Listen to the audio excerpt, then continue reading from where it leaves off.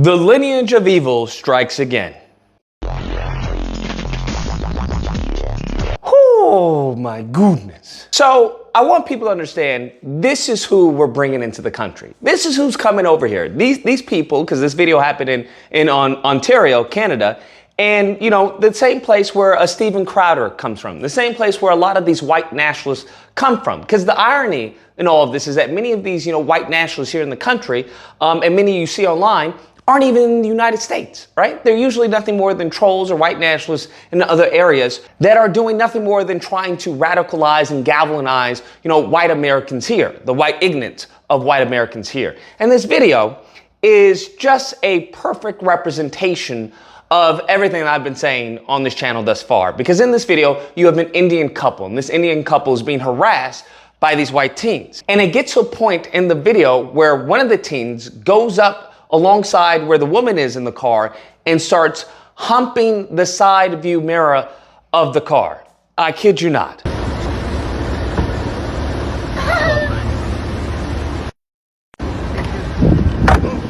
my God, don't do that. What the fuck are you doing? Get away from my car. Cross, please.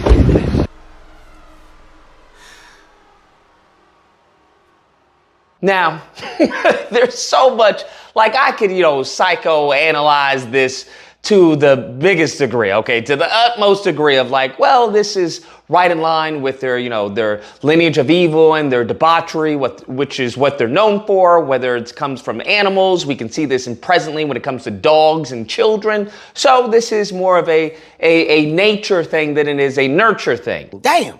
Because I don't see any other group of people doing such behavior like this, just humping side view mirrors. Just putting that out there, okay? I'm not making it racial, I'm just making an observation. Why did you approach like that? Because you're black. Huh? No.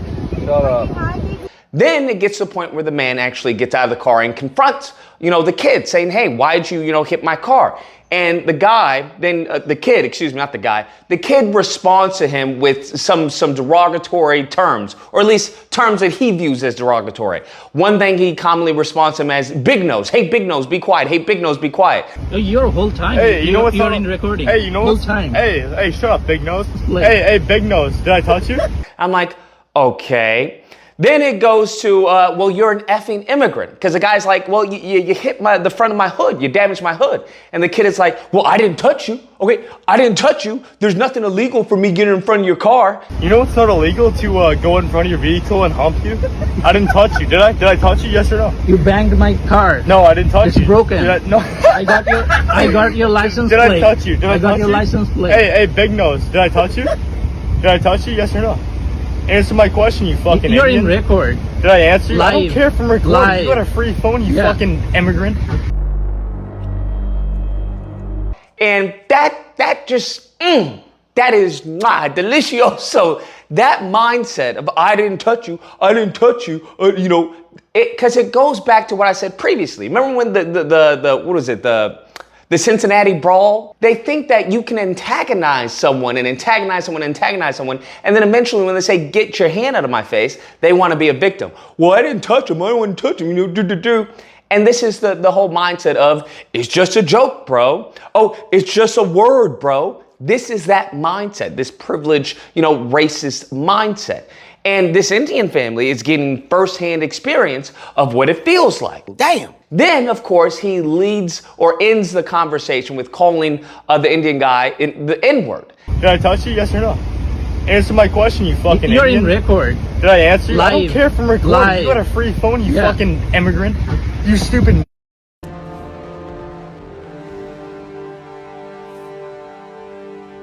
And I don't know what to tell you there. That just goes to show you ran out of insults. Because a lot of the insults that he was using clearly seems to be directed at black people. That's what it seemed to be. But he has no new insults for an Indian person. So he's just saying, you're an immigrant.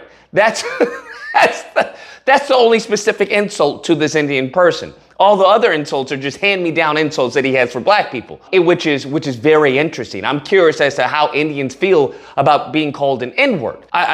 Do they find it offensive? Is it kind of like, because I know South Africans find a certain word when they're called it offensive, but for me as a black American, it doesn't mean anything to me. It has no meaning to me. It has no bearing. It has no weight. It's meaningless. It's just calling me like boo boo boo boo boo. Like, okay, I don't know what that means, so cool, knock yourself out. The irony of this is because I did a video not too long ago where an Indian man actually accosted this black man who was walking in the area, who was a part of the community, very much in line with how these group of kids were behaving and acting with this black man, where he was asking him, hey, give me your ID. How do I know you're in the area? Call the police and then we'll see where you are. Hey, don't leave until you show me your ID. This is an area of productive people. What are you doing here, right? Very racially charged and anti-black statements given to this black man who he doesn't know from a hole in the wall. All he sees is that he's black. And it goes to show that when it comes to the lineage of evil, they don't care if you're FBA, if you're African, if you're Indian, that the lineage of evil. That in many cases, they will associate you as someone who is not them. That when it comes to a Vivek Ramaswamy, when it comes to Patrick Bet David, when it comes to a Dinesh D'Souza, that even though they are brown, that they're not black, that's how they view them. Okay, that's essentially how these races view them. That this respectability politics of, well, if I just dress like them, if I just act like them, and I just do what they want me to do and say what they want me to say, maybe I'll be a part of them. Maybe I'll be like them. And that's never the case. That's never the case. And this Indian couple wasn't doing anything violent. They weren't playing any loud hip hop music, right? They weren't dressed, like any type of, urban way. They didn't do anything. They didn't speak in any type of slang.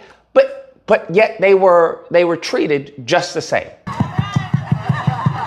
Wake up, nigga. They were treated just like that. Okay, we saw that with Vivek Ramaswamy, where the joke was, hey, he's in 7-Eleven, right? Thank you very much, sir, to come again. That's how this lineage views people. They view them through stereotypes, and they're the only stereotype that doesn't apply to them are any negative stereotypes, any truths, any hurtful truths. Don't apply to them because in their eyes, they can do no wrong. And in their eyes, the Bible justifies anything they do. And anything they do is justified because, God has ordained it and they're always in the right. And this is how this corrosive mindset comes to play. So I just want people to understand that either A, you can fight the lineage of evil. You can join us and fight the lineage of evil, which will benefit not only you, but benefit us and benefit this country. Or you can be a victim to the lineage of evil, or worse, be a slave to the lineage of evil, which many people are. Many people, whether, it's Dinesh D'Souza, whether it's, the Brandon Tantrums, whether it's anyone of that character type, right? That archetype, where they are being a slave to the lineage of evil, for financial gain or for a little pat on the head. We see this Byron Donalds, who is now learning the hard way. So it just comes down to, what type of character, what type of integrity do people have? Are they going to take the easy route and try, well, I'm gonna do what they tell me to do and tap dance, or are they going to fight and be like, yo, that's not right. That's unacceptable behavior. You shouldn't do that. And we'll see as this country goes on. Now, from what I'm seeing, this type of behavior has increased tremendously because what it's become is it's become a staple of who they are. They have identified themselves with this type of behavior. Hey, this is our country. You're just here as an immigrant in this country. If you're not white, then you're an immigrant. And they have weaponized this, especially in the form of ICE and other governmental institutions, to an extent that I don't think anyone was anticipating. Because what people need to understand is that those who aren't a part of the lineage of evil will always be, on that fine line, bruh. That you're never safe. That's what you have to understand. You're never safe. So just as they put that reticle on people they don't like, they can put that reticle on you. And I think that's something that many people don't fully understand, like the consequences of, is that when you're dealing with a group of racist people who are in positions of power, that no one's safe, okay? If you don't look like them, you're not safe. It doesn't matter if you co-sign what they're saying. It doesn't matter if you want to be, a stepping stool for them to use you, your skin color, be like, hey, this is what my black friend said, or this is what my Indian friend said. It doesn't matter. They don't respect you, and they don't want you here. at the end of the day. Anyways, guys, that's a video. Let me know what you guys think. I don't know what is the other side of this story. What, they were just playing? It was just a joke. Nobody got harmed. That's the type of mindset that the Lineage of Evil uses to justify their evil. Because I think anyone with an IQ above room temperature can see this is the type of behavior that should not be permitted at all. And I find it interesting that no one's bringing this up. No one's calling, hey, this is, where are their parents? You know, where are all the stereotypes they use for black kids? That, I don't know, happen to not stop a full 3 seconds for making a right-hand turn at a red light. Where are all those stereotypes for these individuals? Where are their father? Where's the mother? You know, who brought them up like that? Why they all behave like that? I just find that interesting. That's what I'll say. Anyways, if you happen to disagree, you know where to find me. Thursday through Saturday, Disagreement Day. There'll be a number on screen. You call in, we duke it out. Otherwise, I hope you guys enjoyed the video. If you did, please feel free to like, share, comment. Let me know what you guys think about this. Is more of this going to happen? Or we're going to start to see this die out as the years go on. I would think, you know, Cincinnati Brawl should have given you all a wake-up call. But given the fact that they didn't arrest the main perpetrator of the Cincinnati Brawl, it could have very well had the opposite effect and emboldened them. Anyways, make sure to subscribe and all that fun stuff. Till next time, guys, be amazing. Did I touch you? Yes or no?